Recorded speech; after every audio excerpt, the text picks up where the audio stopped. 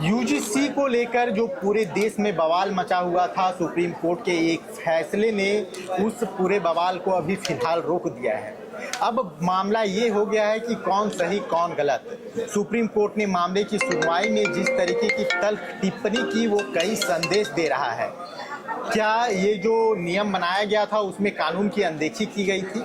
कई तरह के सवाल हैं। हमारे साथ सुधीर श्रीवास्तव जी हैं, पेशे से वकील हैं, कानून की भाषा समझते हैं।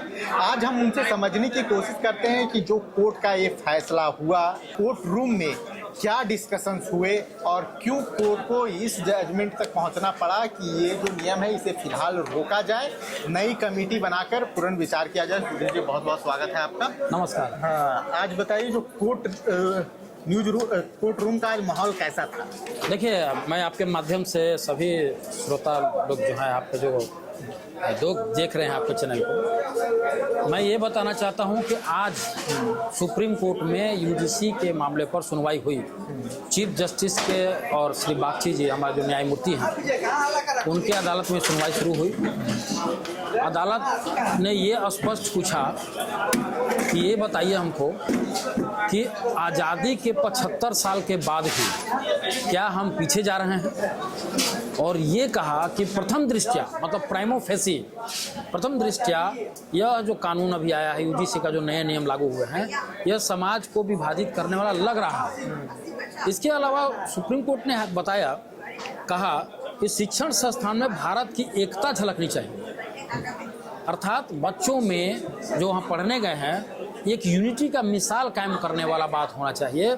और सबसे आश्चर्यजनक बात यह भी हुआ कि सुप्रीम कोर्ट ने ये कहा, खास तौर पर न्यायमूर्ति श्री बागची ने, कि ये भेदभाव की परिभाषा जो धुंधली है, इतना धुंधला लाया गया जो अभी नया वाला यूजीसी में आया है, कि इसका इस्तेमाल कभी भी किसी छात्र को फंसाने के लिए इस्तेमाल किया जा सकता है। और अंत में सुप्रीम कोर्ट ने इस पर चिंता जाहिर किया कि यूजीसी को रैंकिंग के संबंध में, जो रैंकिंग होती है, जिसमें हम लोग अक्सर देखते हैं कि बहुत से मामले में रैंकिंग होता है, बच्चे लोग बहुत प्रताड़ित हो जाते हैं, उसके बारे में यूजीसी के इस नए नियम में बहुत अच्छे और तरीके और ठोसपूर्ण कोई कदम नहीं उठाया जा रहा है।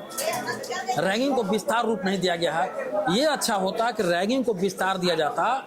इस पर पीठ ने हैरानी जताया कि रैंकिंग पर कोई डिटेल नहीं है और ये सब पर डिटेल है। अंत में सुप्रीम कोर्ट की जो पीठ है, उसने ये कहा, आदेश जो दिया कि 2012 वाला जो यूजीसी का रूल है, नियम है, वो लागू रहेगा पहले के प्रति अगले आदेश तक, मतलब अगले सुनवाई तक। अगले सुनवाई कब होगा? 19 मार्च 2026 को अगली सुनवाई होगी। तब तक के स्टे यानी रोक लगा रहेगा। और केंद्र सरकार को और यूजीसी को दोनों को सुप्रीम कोर्ट ने नोटिस जारी किया है। नोटिस जारी कर अपना पक्ष रखने को निर्देशित किया।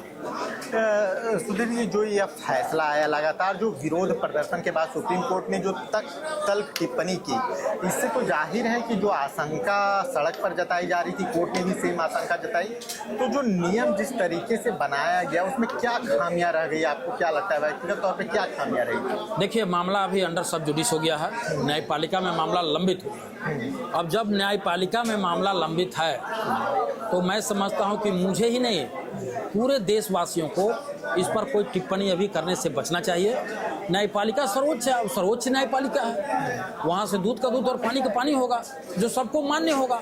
पूरे देश के, पूरे भारत के जितने भी देश में रहने वाले नागरिक हैं, हम सभी सर्वोच्च न्यायपालिका का सम्मान करते हैं। उनका सभी आदेशों का अक्षरशः पालन होता है। यही हुआ है, यही संविधान है मेरा। तो इस विषय पर कि गलत था कि सही था, क्या प्रभाव होगा, इस पर हम अभी कोई टिप्पणी नहीं कर सकते हैं, क्योंकि मामला अभी अंडर सब जुडिस है। तो ये सुधीर श्रीवास्तव जी थे, इनसे हमने बात की और आपको समझाने की कोशिश की कि आज कोर्ट रूम का क्या माहौल रहा जब यूजीसी के मामले में सुनवाई हुई। कोर्ट ने मामले की सुनवाई के लिए अगली तारीख निर्धारित कर दिया और एक कमेटी बनाकर पूरे मामले को फिर से रिव्यू करने के लिए कहा है। हम सुप्रीम कोर्ट, सर्वोच्च न्यायालय के हेयरिंग का इंतजार करते हैं। लेकिन यूजीसी नेट को लेकर जो पूरे देश में बवाल मचा हुआ था, वो अभी कुछ समय के लिए तत्काल शांत हो गया है। अब आगे कोर्ट की हेयरिंग क्या होती है, किस दिशा में जाती है, उसका इंतजार करते हैं।